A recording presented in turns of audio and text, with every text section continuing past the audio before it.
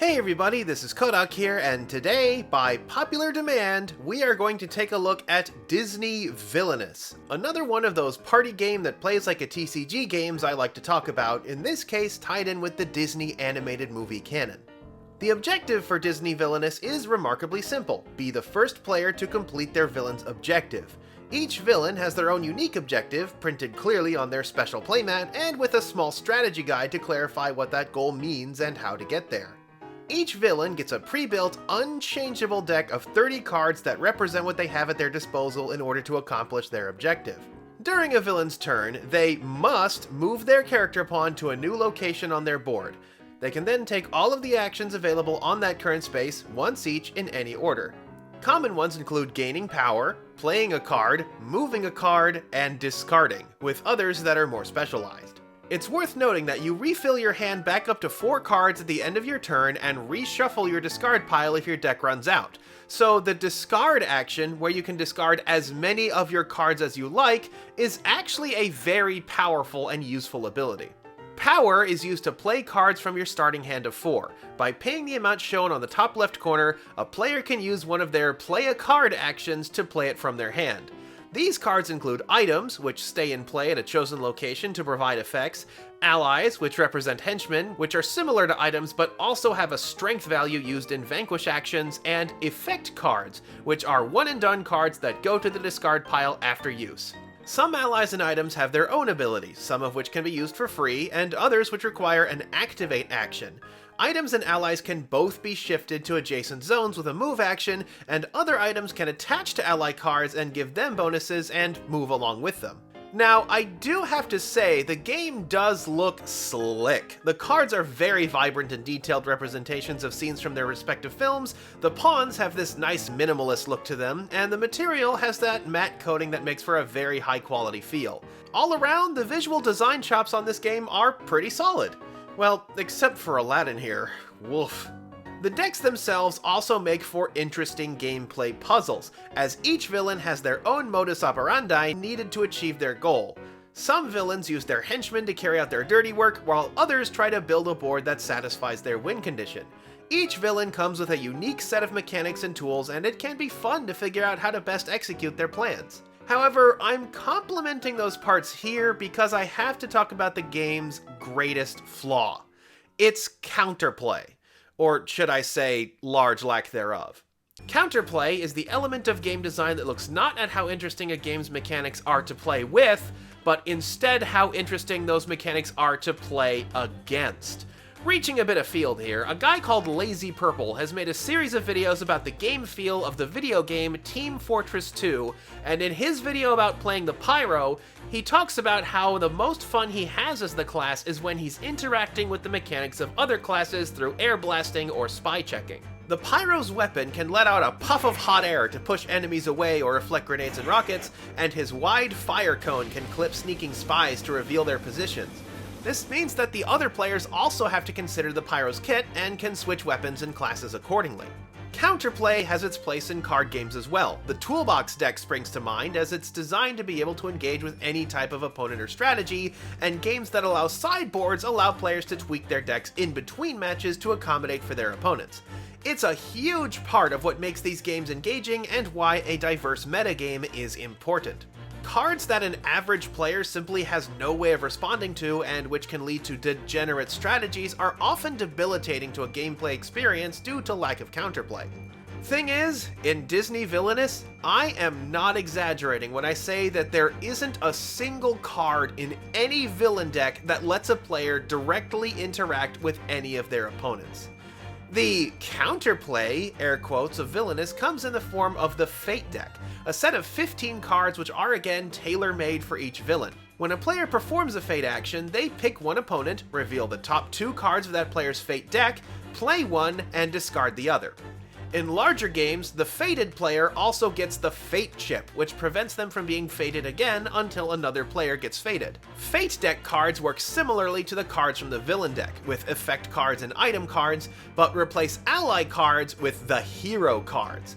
A hero, when placed onto the playmat, covers up the top half of their zone, as well as any actions listed there, blocking a villain from using them until they are dislodged with either a move hero action, which shifts a hero over a zone, or a vanquish action, which is completed by discarding ally cards from the same zone as the hero whose total combined power is at least as high as the hero's listed power. The idea that a game deck comes self-contained with not only its own win condition, but also its own set of prefab obstacles that the villain deck is adequately prepared to handle is a game design choice that can be described as either brilliant or bogus.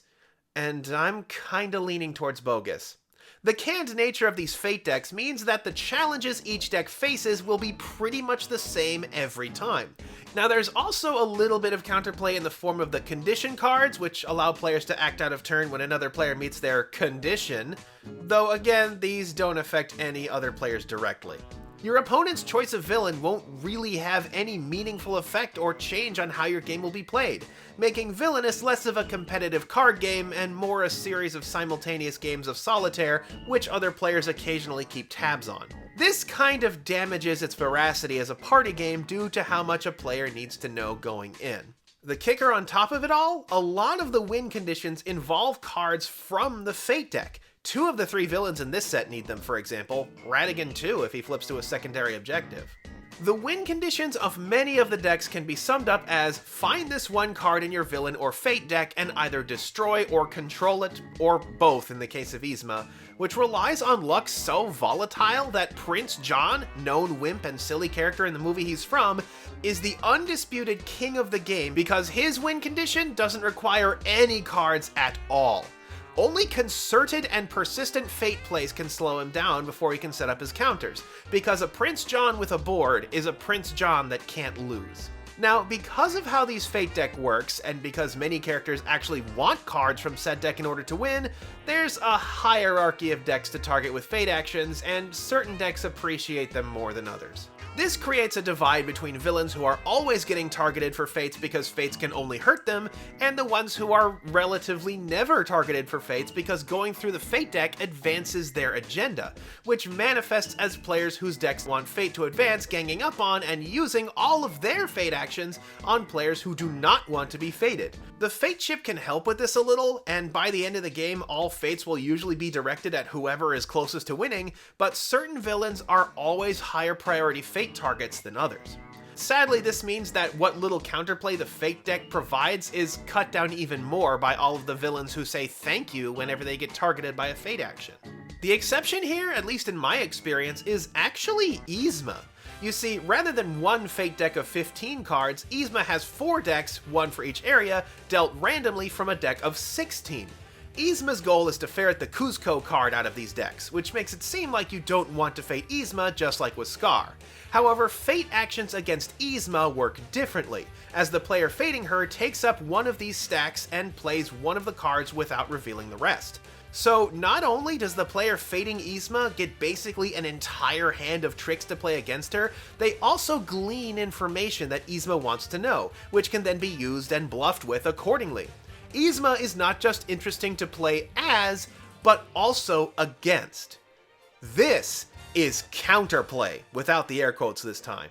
However, praising a game for doing one character with interesting counterplay is like praising an otherwise awful movie for having one well-executed plot twist, and Yzma is the only character this open to these fun interactions. I just think that the game would be more interesting if each deck had maybe 1 or 2 little tricks that let them actually affect other players, just enough that a matchup with a different villain throws something new at you to consider and deal with. In its current state though, the game clearly relies heavily on table politics to help support its gameplay.